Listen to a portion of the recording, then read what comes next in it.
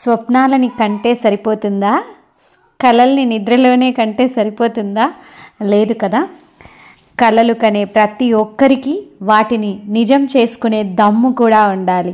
అవును, కలలు కళ్ళ ముందు వాస్తవంగా మారాలంటే కష్టపడి పనిచేయాలి, అంతకన్నా ఇష్టపడి పనిచేయాలి, అంకిత భావంతో ముందుకు సాగాలి. కలలు కేవలం ఊహల్లోనే ఉండిపోతే ఫలితం ఉంటుందా? ఉండదు కదా. వాటిని సాకారం చేసుకునేందుకు సరైన దిశలో చర్యలు తీసుకోవాలి. మీరు ఏ లక్ష్యం పెట్టుకున్నా దానికోసం ధైర్యంగా పట్టుదలగా కృషి చేస్తే తప్పకుండా విజయాన్ని సాధించగలరు. మరి ఇంకెందుకు ఆలస్యం? మరి మీ కలల్ని ఎలా సాధించాలి అనేది చూద్దామా? కలలు కేవలం మనసులో ఉంచుకుంటే సరిపోతుందా ఏంటి? వాటిని నిజం చేసుకోవడానికి కృషి చేయక్కర్లేదా? ఇక్కడ నేను మీ కలల్ని సాధించేందుకు కొన్ని ముఖ్యమైన అడుగుల్ని చెప్తాను. సప్తపది అంటామే పెళ్ళిలో వేయిస్తారు నూతన వధూవరులతో. ఇప్పుడు మీకోసం మీరు వేయాల్సిన సప్తపది ఏంటో చూద్దాం. మొదటి అడుగు స్పష్టమైన లక్ష్యం పెట్టుకోవడం. మీరు ఏం కావాలనుకుంటున్నారు? స్పష్టమైన గమ్యం మీకుందా?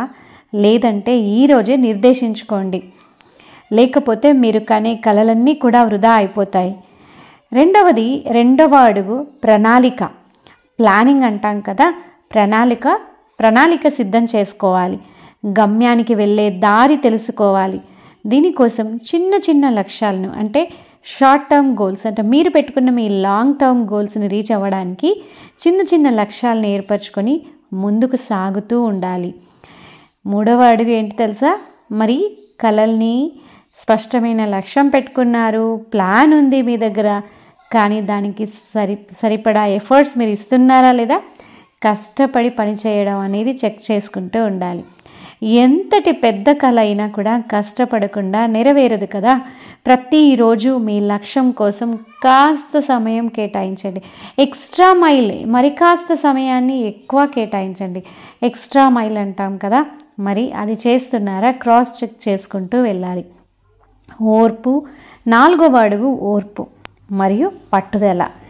డెడికేషన్ అంటాను చూడండి, డిటర్మినేషన్ అంటాను చూడండి, ఇది చాలా అవసరం. సో వేగంగా ఫలితం రాకపోయినా ప్రయత్నం అంటూ ఆపకుండా వెళ్తే ఏదో ఒక రోజున ఖచ్చితంగా మనం సక్సెస్ అవుతాం. ప్రతి అవరోధాన్ని కూడా ఓ పాఠంగా తీసుకొని ముందుకు వెళ్తూ ఉండాల్సిందే. మరి నెక్స్ట్, మధ్యలో మోటివేషన్ మిస్ అవుతూ ఉంటాం. కాబట్టి ఐదవ అడుగు ప్రేరణ పొందడం. మనకి మనం ఇంటర్నల్ అండ్ ఎక్స్టర్నల్ మోటివేషన్ అంటాం కదా. సో మనకి మనం ఎప్పటికప్పుడు ఇంటర్నల్గా మోటివేట్ అవుతూ వెళ్ళాలి.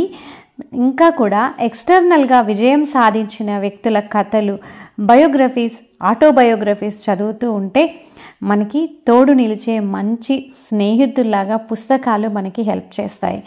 ప్రేరణని ఇచ్చే వ్యక్తులు మన చుట్టూ ఉండేలాగా చూసుకోవడం చాలా అవసరం. మనని నిరుత్సాహపరిచే, అధైర్యపరిచే స్నేహితుల కన్నా కూడా ప్రేరణనిచ్చే, నువ్వు సాధించగలవు, నువ్వు నిరుత్సాహపడకు అని వెన్ను తట్టే స్నేహితుల్ని మన చుట్టూ ఉంచుకోవాల్సిందే. ఆరవ అడుగు నిరంతరం నేర్చుకోవడం, ఎవర్ లెర్నింగ్. మీ కలని చేరుకునే మార్గంలో కొత్త విషయాలు నేర్చుకోవడం చాలా అవసరం. నైపుణ్యాలను ఎప్పటికప్పుడు అభివృద్ధి చేసుకుంటూ, అప్డేట్ చేసుకుంటూ ముందుకు సాగడమే మీ ఆరవ అడుగు. ఏడవ అడుగు భయాన్ని విడనాడటం. అసలు వివేకానంద గారు ఏం చెప్తారు తెలుసా? ప్రపంచంలో దుఃఖానికి గొప్ప కారణం భయమే. అన్ని మూఢనమ్మకాల్లోకెల్లా గొప్పది భయమే.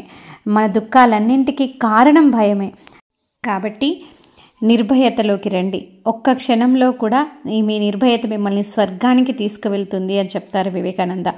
కాబట్టి లేవండి, మేల్కొనండి, మరియు లక్ష్యాన్ని చేరుకునే వరకు ఆగకండి. Fear and doubt are the short circuits of mind. Dear friends, ఈ భయాన్ని విడనాడి మీ 7 అడుగులు కూడా, 7వ అడుగైన భయాన్ని విడనాడితే మీ ముందటి 6 అడుగులు కూడా ధైర్యంగా వేయగలుగుతారు. మీ జీవితంలో కన్న కలల్ని సాకారం చేసుకునేందుకు ముందుకు వెళ్ళగలుగుతారు. తన కన్న కలల్ని నిజం చేసుకున్న ఒక చిన్న రైతు కథ చెప్పనా? ఒక యువకుడు చిన్న కుటుంబానికి చెందిన రైతు. అతనికి చిన్ననాటి నుంచి బడిలో చదివే శక్తి లేకపోయినా వ్యవసాయంలో కొత్త మార్గాలు అన్వేషించాలని చాలా కలలు కన్నాడు. ఒకరోజు యూట్యూబ్లో ప్రేరణాత్మకమైన వీడియో చూసి సాంకేతికని ఎలా ఉపయోగించాలో అర్థం చేసుకొని తను ఈ సాంకేతికతని ఉపయోగించి వ్యవసాయం చేయాలని కలలు కన్నాడు. తనకున్న కొద్దిపాటి పొలంలో కొత్త కొత్త పద్ధతులు ప్రవేశపెట్టి తక్కువ నీటితో ఎక్కువ దిగుబడి సాధించాడు. అతను చేస్తున్న ప్రయత్నాలన్నింటికీ చుట్టూ ఉన్న రైతులు చూసి నవ్వుకున్నారు. కానీ తనకున్న ఓపిక, సహనం, ఇంతకుముందు మనం చెప్పిన 7 అడుగులు ఉన్నాయే, ఆ ప్రతి అడుగు తను ప్రయత్నిస్తూ చాలా కష్టపడి సహనంతో, ఓర్పుతో చాలా సంవత్సరాలు, దగ్గరగా ఒక 3-4 సంవత్సరాలు కష్టపడితే మొదటగా ఏమాత్రం లాభం రాలేదు అతనికి. కానీ క్రమక్రమంగా కొంతకాలానికి అతని పద్ధతులు చుట్టూ ఉన్న రైతుల్ని ఆకర్షించాయి. ఎందుకంటే దిగుబడి చాలా వచ్చింది కాబట్టి. అతని పద్ధతులని గ్రామంలో అందరూ అనుసరించసాగారు. చివరికి అతను ఒక పెద్ద వ్యవసాయ సంస్థకి సలహాదారుగా మారి తన కలని నిజం చేసుకున్నాడు. చూసారా, ఒక చిన్న కొద్దిపాటి పొలంలో నేనేం చేయగలను అని అనుకొని భయపడి ఆగిపోయి ఉంటే అతను ఈ స్థాయిలో విజయాన్ని సాధించేవాడే కాదు, తన కలని నెరవేర్చుకోగలిగేవాడే కాదు. ఒక పేద అమ్మాయి, తల్లి తండ్రి పొలం పనులు వ్యవసాయ కూలీలుగా చేసుకునే తల్లిదండ్రులకు పుట్టిన అమ్మాయి డాక్టర్ అయ్యింది. ఎలాగో చూద్దామా.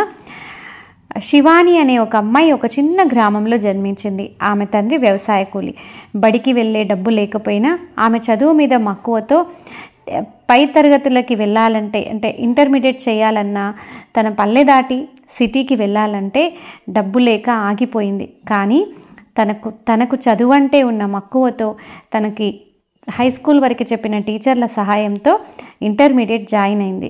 రాత్రిళ్ళు ట్యూబ్ లైట్ల కింద, వీధి లైట్ల కింద కూర్చొని చదువుకుంది. ప్రభుత్వ స్కాలర్షిప్ సాధించి చివరికి మెడికల్ కాలేజీలో ప్రవేశం పొందింది. కష్టపడుతూ ఓర్పుగా చదివి ఒక రోజున తన గ్రామంలోని మొట్టమొదటి డాక్టర్గా మారింది. చూసారా, అంటే కన్న కలని డాక్టర్. చిన్నప్పుడు శివాని తరగతిలో నీకేం అవ్వాలంది అని టీచర్ అడిగినప్పుడు డాక్టర్ అని ధైర్యంగా చెప్పింది.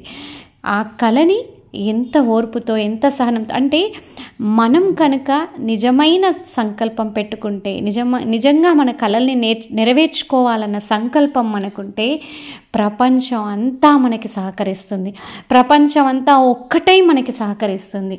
చూసారు కదా, ఇంతకుముందు చెప్పుకున్న 2 కథల్లో కూడా అదే జరిగింది. కాబట్టి డియర్ ఫ్రెండ్స్, అస్సలు మీరు కన్న కలని ఏమాత్రం నెరవేర్చుకునే క్రమంలో ఏమాత్రం వెనుకడుగు వేయకూడదు. కలలు కేవలం మనసులో ఉంచుకుంటే నెరవేరవు. కష్టపడి పట్టుదలతో పనిచేస్తే ఏ లక్ష్యమైనా, ఏ కలనైనా నెరవేర్చుకోవచ్చు అని మనం నిరూపించవచ్చు, మీరు నిరూపించవచ్చు. అందుకే డియర్ ఫ్రెండ్స్, అస్సలు నిరుత్సాహం అనేది దరి చేరనీయకుండా నువ్వు కష్టపడితే one fine day definitely you will reach your goals. Wishing you good luck. Dear friends, నా వీడియో కనుక మీకు ఉత్సాహకరంగా, ప్రేరణగా అనిపించినట్లయితే మీ ఫ్రెండ్స్తో షేర్ చేసుకోండి అండ్ నా ఛానల్ని సబ్స్క్రైబ్ చేయండి. Thank you very much.